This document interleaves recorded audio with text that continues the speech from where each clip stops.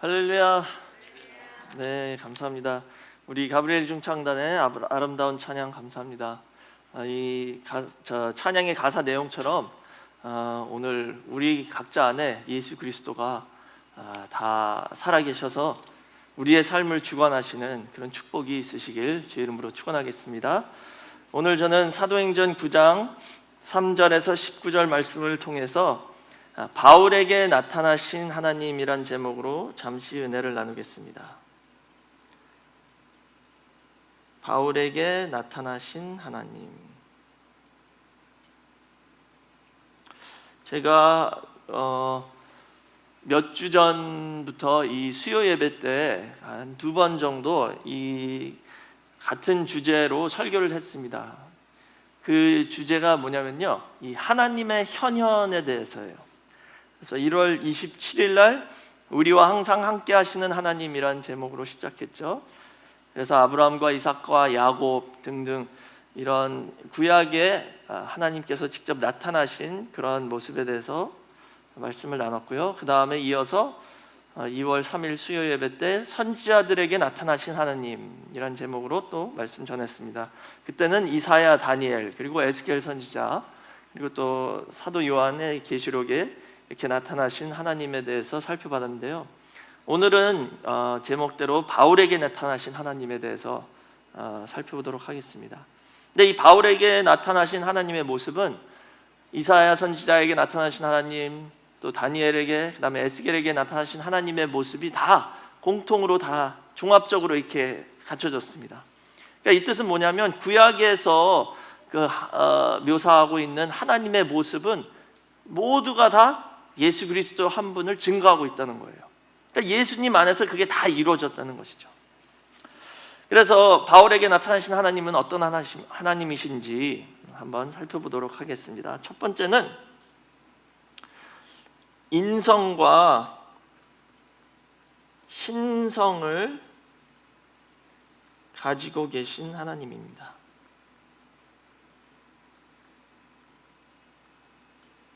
인성과 신성을 둘 다 갖고 계신 하나님이에요. 다 아는 내용인데 왜 또 말씀하시나 이렇게 생각하시겠는데요. 이게 어떤 의미냐면요, 지금 오늘 본문에 다메섹으로 바울이 되기 전에 사울이 교회를 핍박하러 다메섹으로 가는 길에 부활하신 예수님이 나타나셨잖아요. 근데 이 부활하신 예수님이 육의 몸을 입고 나타나신 게 아니에요. 이 오늘 본문 내용은. 왜냐하면 분명히 거기 어떻게 나와 있냐면은 하늘에서 빛이 보였다 그랬죠. 그리고 음성이 들린 거예요. 그러니까는 이 땅의 육신의 모습으로 또 오신 게 아니었어요. 하늘에서 빛으로 보이신 거죠. 그런데 그러면은 이 부활하신 후에 승천하신 예수님인데 그분이 어떻게 인성을 갖고 있냐? 말이 안 되죠. 근데 인성을 갖고 계시다는 것을 몇 번 증거를 하셨어요. 어떻게 증거하셨냐? 승천하신 예수님이면 누구십니까? 물어보면 나 하나님이다. 아니면 나 여호와 하나님이다. 아니면 창조주 엘로힘 하나님이다. 이런 구약의 여러 가지 하나님의 성호가 있잖아요. 그런 이름을 쓰실 수 있는데 어떻게 대답하셨죠? 나는 네가 핍박하는 예수다 그러셨어요. 그러니까 예수는 이 땅에 살고 있던 그분의 이름이잖아요. 근데 오늘 본문에는 그렇게 안 나와 있는데 사도행전 22장 8절 보시면 더 정확하게 이 사도 바울이 사도행전 22장 8절에서는 이 다메섹으로 가던 그 사건을 다시 한번 누구에게 얘기하는 그 장면이거든요. 근데 그 사도행전 22장 8절을 보니까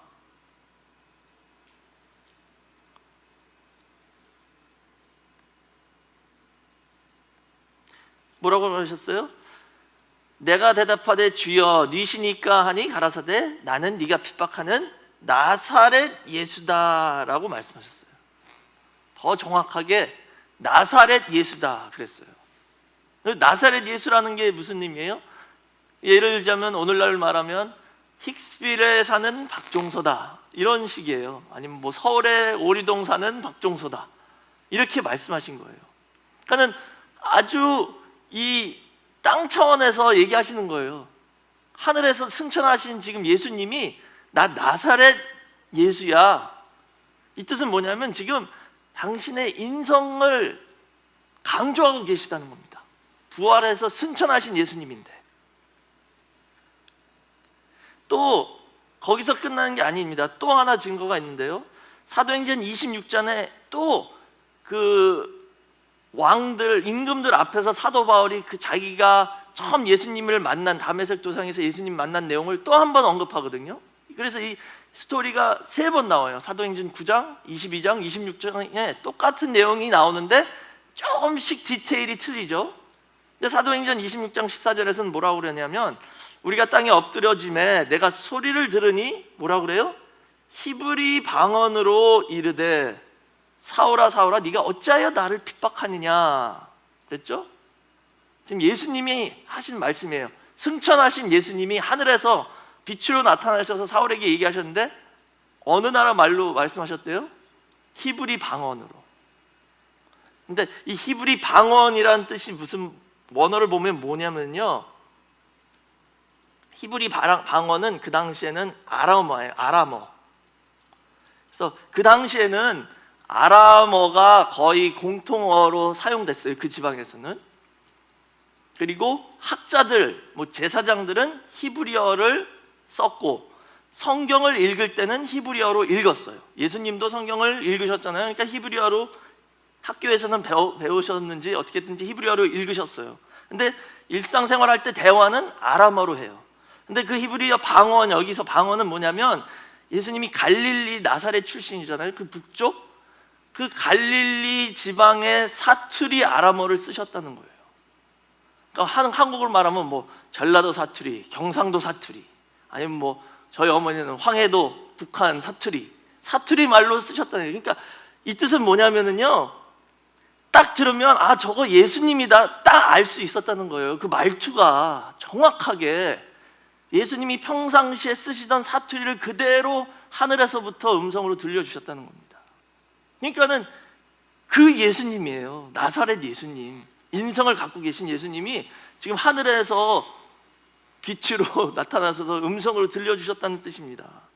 그러니까는 예수님이 하늘 승천하시면 그 육신 다 벗어버리고 예수라는 그 흔적 다 없이 이제 하나님의 그 영광, 영이신 하나님으로만 딱 가셨다, 그게 아닙니다.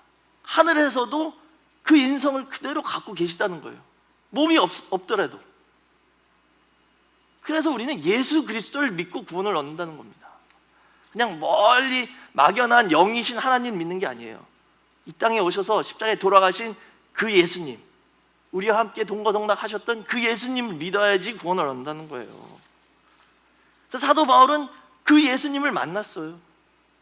그래서 고린도전서 15장 8절에 사도 바울이 예수님이 부활하신 후에 40일 동안 이 땅에서 그 부활하신 모습으로 나타나셨다. 그래서 500명의 형제들에게도 나타났고, 그 다음에 15장 8절에서 뭐라고 그래요? 제일 마지막으로 나한테 나타나셨다.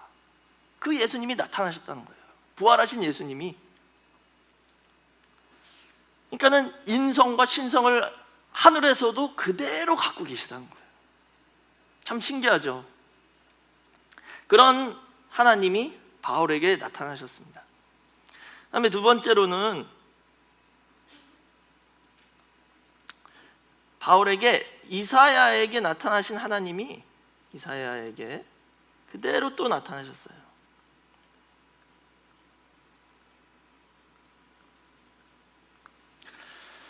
그 이사야에게 나타나신 하나님 내용이 이사야 6장에 나와 있죠.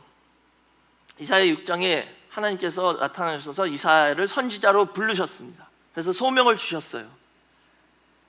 그런데 바울에게도 나타나신 이유가 뭐예요? 바울을 대사도로, 이방인의 사도로 부르셔서 그 소명을 주시라고 나타나신 거잖아요. 그러니까 거기에 다 공통점이 있습니다. 근데 그 이사야서에서 나타나신 하나님은 이사야 6장 9절에서 10절 말씀 보시면 이사야에게 어떤 사명을 주셨냐면, 지금 이 마음이 강팍한 이스라엘 백성들, 하나님을 아주 도무지 믿지 않는 그 이스라엘 백성들한테 가서 그들에게 어떻게 하래요? 그들을 설득하라는 게 아니라 그들을 더 강팍하게 하래요.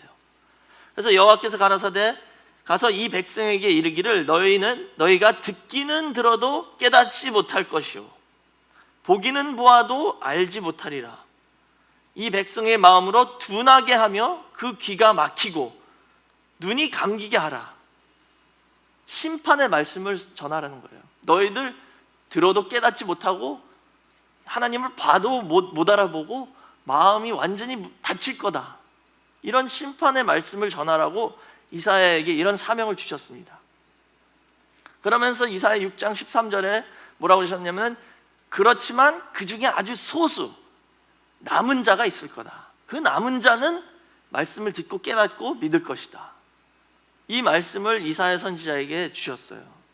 그러니까 남은 자만 보고 알아보고 듣고 깨닫고 마음에 믿을 것이다. 이거거든요. 근데 사도 바울에게 지금 그 말씀이 이루어지고 있는 거예요. 그래서 예수님이 이스라엘 땅에 왔지만 이스라엘 백성들 다 마음이 강팍해서 예수님 보고도 못 알아봤죠. 예수님 말씀 듣고도 깨닫지 못했죠. 그래서 마음이 닫혀서 믿지도 못했잖아요. 그래서 예수님을 십자가에 죽였죠. 근데 그 대신 그 중에 아주 소수의 남은 자가 있잖아요. 120문도 12제자 성령을 받은 오순절날. 근데 거기에 지금 바울도 포함시켜 주시는 거예요. 오늘 본문 내용에서. 근데 그게 어떻게 나오냐면요, 사도행전 9장 7절 오늘 본문 말씀 보시면 같이 가던 사람들은 어떻게 됐대요? 소리만 듣고 아무도 보지 못하여 말을 못했다 그랬어요. 우선 사도행전 9장에서는 소리만 듣고 보지는 아무것도 못 봤대요. 그렇죠? 그 다음에 사도행전 22장 9절에서는 조금 다르게 나와 있습니다. 거기에서는 나와 함께 있는 사람들이 빛은 보면서도 나더러 말하시는 이의 소리는 듣지 못하더라 그랬어요. 그러니까는 이 두 기록이 좀 상반된 것처럼 보이지만요, 사실 그게 아닙니다. 이 두 내용의 뜻은 뭐냐면요, 빛은 봤으되 그분이 누군지를 못 알아봤다는 거예요. 어떤 형태를 못 봤다는 거예요.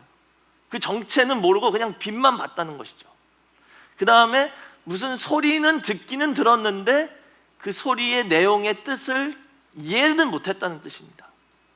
이 사도행전 9장 7절과 22장 9절을 종합해서 보면 그 의미예요. 그러니까 사도 바울은 모습도 봤고 주님의 모습도 봤고 빛 가운데, 그 다음에 그 음성을 들어서 내용도 깨달았다는 것이죠. 사도 바울만. 근데 주변에 있는 사람들은 뭔가 빛은 봤고 소리는 들었는데 그 빛이 뭔지도 모르고 들은 소리가 무슨 말인지 전혀 몰랐다는 뜻입니다. 그러니까는 이 사람들은 이사야 선지자가 말한 것처럼 심판을 받은 사람들이고 눈이 닫혔고 귀가 닫혔어. 그러나 사도 바울에게는 지금 하나님께서 눈과 귀를 열어주셔서 깨닫게 해주셨다는 뜻입니다. 이런 역사가 사도 바울만이 아니라 요한한테도 있었죠. 요한복음 12장 28절에서 29절 말씀 보시면 하늘에서 음성이 들렸잖아요. 예수님한테 가로되 예수님이 하늘에서 음성이 그랬잖아요. 예수님한테 내가 이미 영광스럽게 하였고 또다시 영광스럽게 하리라 하신데 곁에 서서 들은 무리는 우레가 울었다고도 하며 또 어떤 이들은 천사가 저에게 말하였다고도 하니 그랬어요. 분명히 사도 요한은 그 내용을 들어서 기록했잖아요. 내가 이미 영광스럽게 했다, 예수님을 영광스럽게 했다라는 음성인데 주변 사람들은 우레소리를 들었대요. 번개치면 쿵쿵 하는 것처럼. 그 내용을 못 알아들었다는 것이죠. 또 요한계시록 10장 4절에도 보면은 그 7 우레가 발한 것을 사도 요한이 어떻게 했대요? 기록했대요. 적었대요. 7 우레가 발한 걸 어떻게 기록을 합니까? 구둥쾅쾅 이렇게 적을 수도 없잖아요. 그렇죠? 근데 그 우레의 말씀의 내용이 있었다는 거예요. 사도 요한은 그걸 깨달았다는 것이죠. 이런 것처럼 하나님께서 허락하신 자들만 그 음성 듣고 깨닫고 그 모습을 보고 알아본다는 거예요.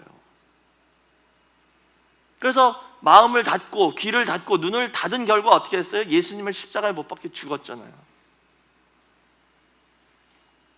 그게 바로 이사야 선지자에게 나타나신 하나님이 이사야에게 주신 사명이었습니다. 그 말씀이 지금 예수님 때 이루어지고 또 마지막 때도 그렇게 이루어지고 있다는 것이죠. 사도 바울이 그 장본인이었습니다. 그다음에 세 번째로는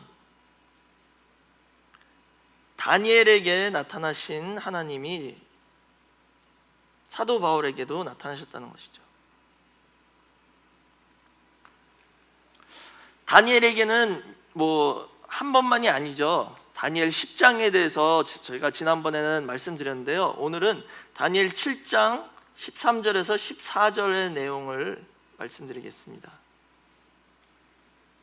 거기 다니엘 7장 13절에서 14절 보시면, 내가 또 밤 이상 중에 보았는데 인자 같은 이가 하늘 구름을 타고 와서 옛적부터 항상 계신 자에게 나와 그 앞에 인도되매 그에게 권세와 영광과 나라를 주고 모든 백성과 나라들과 각 방황한 자로 그를 섬기게 하였으니 그 권세는 영원한 권세라. 옮기지 아니할 것이요 그 나라는 패하지 아니할 것이니라 그랬죠. 여기 옛적부터 항상 계신 분이 계셨어요. 보좌에 앉아 계셨어요. 하나님이죠. 그 다음에 인자 같은 이가 있습니다. 이 인자 같은 이는 예수님입니다. 하나님, 예수님 한 분이시죠. 삼위일체잖아요. 근데 지금 1인 2역 하는 것처럼 하나님과 예수님이 주고받고 하시는 거죠. 그럼 뭘 주고받으셨어요? 인자 같은 이가 옛적부터 항상 계신 하나님 앞에 나왔더니 나라와 권세를 인자 같은 이에게 주셨다 그랬어요. 나라를 주셨습니다. 그것을 다니엘이 본 거잖아요.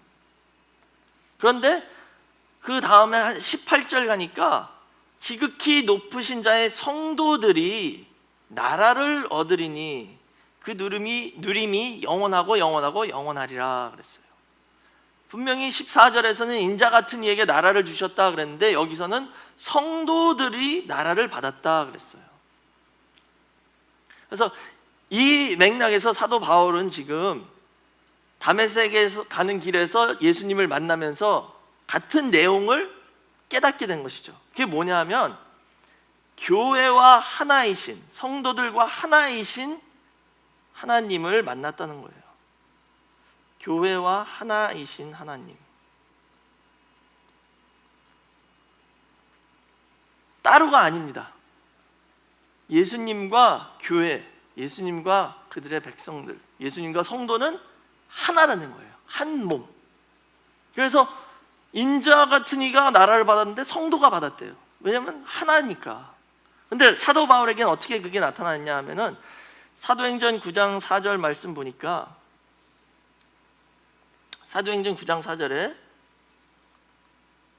사울아 사울아 왜 나를 핍박하냐 그랬죠. 누구십니까? 그랬더니 네가 핍박하는 나사렛 예수다 그랬어요. 사도 바울이 여기서 깨달은 게 뭐냐면 교회를 핍박했는데 예수님은 지금 나를 핍박했다 그랬어요. 그러니까는 예수님은 교회가 자기 자신이라는 것을 그렇게 인식하고 계시다는 거예요. 그래서 사도 바울의 그 모든 신학은요, 이 다메섹 도상에서 예수님 한 분 만남으로써 거기서 정립이 다 됐대요. 그게 바울 신학자들이 모두가 다 똑같이 하는 말이 그거예요. 바울의 신학은 다메섹 도상에서 완벽하게 정립이 된 거예요. 그래서 사울은 어떤 사람이었어요? 바리새인이었잖아요. 그러니까는 예수님 만나기 전에 성경을 연구 많이 한 사람입니다. 그런데 한 가지만 모르는 거예요. 그 정답인 예수님. 성경 전체가 다 예수님 한 분 증거하는 거잖아요. 그것만 모르고 딴 건 다 알았던 거죠. 근데 예수님을 딱 만나니까 자기가 여태까지 공부하고 깨달은 게, 연구한 게 다 정립이 됐어요. 예수님 안에서 하나가. 그래가지고 거기서부터 사도 바울의 모든 서신이 나온 거거든요. 여기서도 예수님이 교회와 하나시구나라는 것을 깨달아서 그가 거기서부터 하신 말씀이 뭐냐면 고린도전서 12장 27절에 너희는 그리스도의 몸이요 지체의 각 부분이다 그랬죠. 우리는 그리스도와 하나라는 거예요. 예수님이 교회의 머리고 우리는 그 몸의 지체라는 것이죠. 그러면은 머리가 내가 가서 이거 할게 그랬는데 손으로 하면 아니 왜 머리로 안 하고 손으로 해? 머리가 한다고 그랬는데 이렇지 않잖아요. 머리가 한다고 그러면은 이 몸이 다 하는 거잖아요. 그분이 그분이니까. 예수님은 지금 그렇게 생각하고 계시다는 거예요. 교회와 하나이신 하나님이라는 것을 보여주고 있습니다. 근데 그게 신약 성경에서 여러 곳에 등장하고 있죠. 지금 나라를 누가 받아요? 나라는 처음에는 인자가 받았는데 결국은 성도가 받는다 그랬죠. 심판은 누가 하나요? 심판도 인자가 하신다라고 그랬어요. 요한복음 5장 27절에 또 인자됨을 인하여 심판하는 권세를 주셨다 그랬죠. 예수님이 인자시잖아요. 인자. 하나님이 인자에게 심판하는 권세를 주셨대요. 근데 사도 바울은 고린도전서 6장 2절에 성도가 세상을 판단할 것을 너희가 알지 못하느냐. 이게 한국말로는 판단이다라고 했는데요, 원어는 심판이란 단어에 똑같습니다. 영어도 judge 한다고 나와 있죠.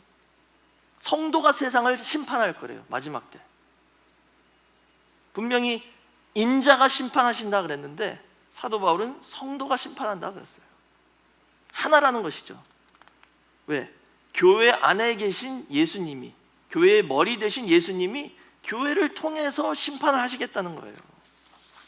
그러니까는 예수님이 하는 거죠. 또 교회가 하는 거, 둘 다 맞습니다. 한 몸이니까. 그래서 교회와 하나이신 주님을 사도 바울은 만났다는 겁니다. 그 다음에 네 번째로 에스겔에게 나타나신 하나님이 또 사도 바울에게 나타나셨죠. 에스겔 1장 28절 보시면 에스겔에게는 하나님의 영광의 형상이 나타나셨어요. 이게 나와 있죠. 그 사면 광채의 모양은 비 오는 날 구름에 있는 무지개 같으니 이는 여호와의 영광의 형상의 모양이라 그랬어요. 하나님의 영광을 받습니다, 에스겔 선지자는. 그래서 이 에스겔 선지자가 본 그 그룹의 모습 제가 그림 그려드렸잖아요. 근데 바울이 만난 예수님하고 너무 흡사한 거예요. 그게 뭐냐 하면 이렇게 궁창이 있었죠. 궁창이 하늘이잖아요. 궁창 아래는 날개를 이렇게 펴고 있는 그룹들이 있었습니다. 바퀴 있고 이렇게 네 그룹이 있었죠. 근데 궁창 위에는 뭐가 있었어요? 이렇게 보좌가 있었죠. 보좌가 있어서 그 보좌 위에 하나님이 앉아 계셨는데 사람의 모습이었다 그랬잖아요. 근데 사도 바울이 본 모습이 똑같습니다. 왜? 하늘에, 궁창 위에 하늘에 계신 예수님이 이제 나타난 거예요. 그러니까 에스겔이 본 모습은 예수님이 이 땅에 계실 때는 그룹 중에 한 분으로서 하나님 아버지를 모시고 운반하는 그런 모습으로 이 땅에 오셨잖아요. 근데 십자가 부활 승천하신 후에는 이제 그 보좌 가운데 앉아 계신 그분으로 나타나시고, 이제는 예수님이 말씀 주신 제자들이 그 그룹의 역할을 한다는 거예요. 그리고 사도 바울을 지금 너도 이 중에 하나 들어와서 일해라 부르시는 겁니다. 지금 그러니까 그 하늘에서, 하늘 위에서 빛으로 예수님이 다메섹 도상에서 사도 바울에게 나타나신 겁니다. 그러니까는 그 에스겔에게 나타나신 그 하나님의 모습을 사도 바울이 본 거죠. 에스겔에게는 그럼 왜 나타나셨어요? 역시 소명을 주시러 나타나셨죠. 사울에게 주신 것처럼. 근데 그 내용이 너무나도 비슷합니다. 에스겔에게 그가 내게 이르시되 인자야 일어서라 내가 내게 말하리라 하시며 말씀하실 때 그 신이, 하나님의 영이 내게 임하사 나를 일으켜 세우시기로 그랬죠. 하나님의 영이 들어가서 일어서게 했죠. 근데 바울에게도 똑같습니다. 아나니아가 와서 뭐라고 그랬어요? 이제 너 성령 충만하게 하실 거다라고 말했죠. 그리고 예수님이 바울에게 하신 말씀이 내가 대답하되 주여 니시니까 주께서 가라사대 나는 네가 핍박하는 예수라 일어나 내 발로 서라 그랬죠. 하나님이, 예수님이 성령 충만하게 채워주실 거예요. 그러면은 사도 바울이 일어서 쓸 거다. 에스겔과 같은 내용이죠. 이렇게 소명을 받았습니다. 그래서 에스겔과 사도 바울의 신학의 공통점이 있는데요, 그건 뭐냐면 성령과 성전입니다. 에스겔과 사도 바울의 그 말씀의 신학의 공통점은 성령과 성전이에요. 에스겔이 본 성령은 뭐냐? 지금 하나님의 영이 에스겔 안에 들어와서 일어서게 하고 하나님의 뜻을 순종하게 했잖아요. 에스겔이 첫 번째 대표적인 그런 모습을 보여준 거예요. 근데 앞으로 이런 일이 그 집단 이스라엘에게 일어날 것이다 라고 보여주셨죠. 그게 에스겔 37장 14절에 이게 그 마른 뼈의 환상이잖아요. 마른 뼈가 있는데 거기에 하나님이 영이 들어가니까 살아났죠. 내가 또 내 신을 너희 속에 두어 너희로 살게 하고 내가 또 너희를 너희 고토에 거하게 하리니 나 여호와가 이 일을 말하고 이룬 줄을 너희가 알리라. 나 여호와의 말이니라 하셨다 그랬죠. 지금 그 마른 뼈한테 하신 말씀이에요. 하나님의 영을 불어넣으면 살아날 것이다 그랬잖아요. 그래서 에스겔 선지자에게 하나님의 영이 임해서 일어서서 하나님의 뜻을 이룬 것처럼 이 마른 뼈 같은 백성들에게도 그런 역사가 일어난다. 그래서 성령은 살리는 영이라는 것을 보여주고 있죠. 근데 이 살린다는 게, 영이 들어가서 살린다는 게 어떤 의미냐 하면 에스겔 36장 27절에 구체적으로 나와 있습니다. 또 내 신을 너희 속에 두어 너희로 내 율례를 행하게 하리니 너희가 내 규례를 지켜 행할지라 그랬죠. 살리는 영이라는 것은 뭐냐면요, 1차적으로 가장 중요한 게 뭐냐, 죄를 이기고 말씀을 지키게 한다는 거예요. 그게 살리는 영의 역사라는 겁니다. 왜냐하면 사망이 왜 들어왔어요? 죄 때문에 사망이 들어왔잖아요. 그러니까 죄를 없애면 사망도 없어진다는 것입니다. 하나님의 말씀을 지키면 결국 사망도 이긴다는 뜻이죠. 그러니까 살리는 영의 역사는 하나님께서 우리를 죄를 이기고 말씀을 지키며 살아갈 수 있게 해주신다는 뜻입니다. 근데 사도 바울도 똑같은 그 내용을 가르치고 있었어요.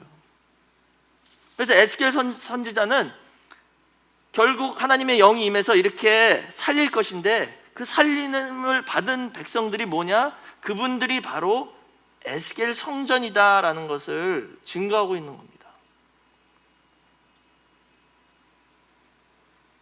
자, 에스겔 성전의 모습을 보여주시면서 이렇게 말씀하셨죠. 인자야, 너는 이 전을, 이게 에스겔 성전입니다, 이 전을 이스라엘 족속에게 보여서 그들로 자기의 죄악을 부끄러워하고 그 형상을 측량하게 하라. 만일 그들이 자기 행한 모든 일을 부끄러워하거든 너는 이 전의 제도와 식양과 그 출입하는 것과 그 모든 형상을 보이며 또 그 모든 규례와 그 모든 법도와 그 모든 율례를 알게 하고 그 목전에 그것을 써서 그들로 그 모든 법도와 그 모든 규례를 지켜 행하게 하라 그랬죠.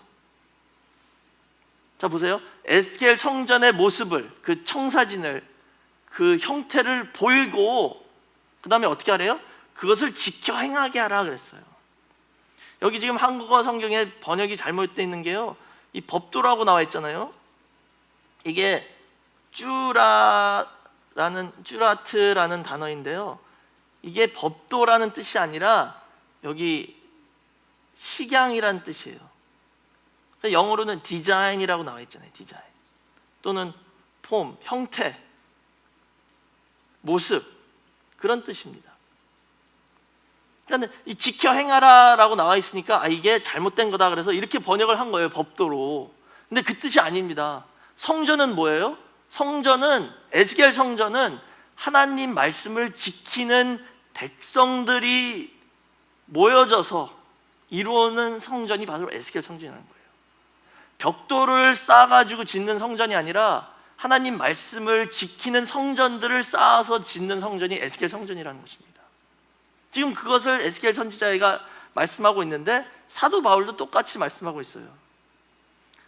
에베소서 2장에 그 내용이 있는데요, 2장 1절 시작이 너의 허물과 죄로 죽었던 너희를 살리셨다 그랬죠. 예수님이 죄 가운데 죽었던 우리를 성령을 주셔서 살리셨다는 거예요. 5절에 또 나와 있죠. 허물로 죽은 우리를 그리스도와 함께 살리셨다.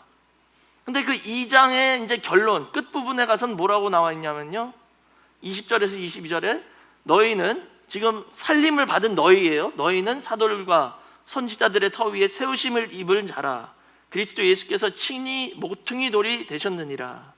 그의 안에서 건물 받아 서로 연결하여 주 안에서 성전이 되어 가고 너희도 성령 안에서 하나님의 거하실 처소가 되기 위하여 예수 안에서 함께 지어져 간다 그랬죠. 함께 지어져 간다는 거예요. 우리가 성령, 살리는 영이 들어와서 죄를 이기고 하나님 말씀을 지키는 그 성도들이 이제 한 성전으로 지어져 가고 있다는 것이죠. 그게 완성되면 그 성전이 바로 에스겔 성전이라는 것입니다. 이게 에스겔 선지자나 사도 바울이 지금 공통적으로 말씀하는 그 내용이에요. 그러니까 오늘날 저와 여러분이 이 성전이 돼야 된다는 거예요. 에스겔 성전 안에 들어가는 게 아니라 우리가 에스겔 성전이 돼야 되는 겁니다. 같이 연결돼서. 그럼 이게 언제 이루어지냐? 이것은 마지막 때에 이루어지죠. 로마서 8장 10절에서 11절 보시면 그리스도께서 너희 안에 계시면 몸은 죄로 인하여 죽은 것이나 영은 의를 위하여 산 것이다. 예수를 죽은 자 가운데서 살리신 이의 영이, 이건 아버지의 영이죠. 아버지의 영이 너희 안에 거하시면 그리스도 예수를 죽은 자 가운데서 살리신 이가 너희 안에 거하시는 그의 영으로 말미암아 너희 죽을 몸도 살리시리라 그랬죠. 아까 에스겔 36장 27절 말씀이 이루어진다는 거잖아요. 죽을 몸도 살린다는 것은 이 몸으로 말씀을 지키게 하신다는 거예요. 우리가 예수 믿어도 아직 100% 이 몸으로 말씀을 지키지 못하지만 그렇게 될 때가 온다는 겁니다. 그러면 그렇게 그 아버지의 영을 받아서 말씀을 지키는 성도들이 에스겔 성전을 이룬다는 것입니다. 그게 결론이에요. 그게 구속사의 결론이죠. 그렇다면 오늘 이 말씀의 결론은 뭐냐? 사도 바울은 지금 교회와 함께 하시는, 교회와 하나이신 예수님을 본 거예요. 그래서 예수님은 영원히 지금 교회를 떠나시지 않았다는 겁니다. 승천하신 후에도 우리와 함께 계시고 우리의 머리시고 우리 안에 계시다는 것을 증거하고 있죠. 그래서 결론은 뭐냐면 마지막 구속사의 완성은 그 교회가 이룬다는 겁니다. 예수님이 재림하셔서 이룬다 그랬는데요, 더 구체적으로는 그 주님이 교회 안에서, 성도 안에서 우리를 통해서 이루신다는 거예요. 그래서 하나님 나라를 인자가 받았는데 성도가 받았다 그랬죠. 하나님 나라도 이 땅에 성도가 세운다는 겁니다. 교회가 세운다는 거예요. 그리스도가, 예수님이 그 교회 안에서 이루시는 거죠. 심판도 인자가 한다고 그랬는데 성도가 또 한다고 그랬죠. 그럼 뭐예요? 예수님이 성도 안에서, 교회 안에서 심판을 이루신다는 겁니다. 또 마지막 성전도 예수님이 진다고 그랬는데 또 성도가 짓는 거잖아요. 우리가 그 마지막 성전, 어떻게? 예수님이 우리 안에 계시기 때문에. 그러니까 결론은 이 구속 역사의 완성은 교회를 통해서 주님이 이루신다는 겁니다. 저와 여러분을 통해서 이루신다는 거예요. 우리가 그리스도의 손과 발이 돼서 그 마지막 역사를 이루어야 되는데 그것을 예수님은 내가 했다라고 하시는 거예요. 왜? 우리 안에 계시니까. 그 아버지의 영이 우리 안에 충만할 때 그 역사가 이루어지는 겁니다. 그래서 이번 사순절에 이 에스겔 선지자가 그 성전을 보여주면서 자기의 죄를 보고 부끄러워하거든, 이 성전의 모습을 보고 부끄러워하거든 그들에게 이 제도를, 식양을 보여주라 그랬죠. 회개하는 자들에게 보여주라는 뜻입니다. 우리의 죄를 보고 부끄러워하고 마음을 찢는 그런 회개를 통해서 아버지의 영이 임해서 우리를 살려주신다는 뜻입니다. 그러면 우리가 신령한 에스겔 성전이 될 수 있다는 것이죠.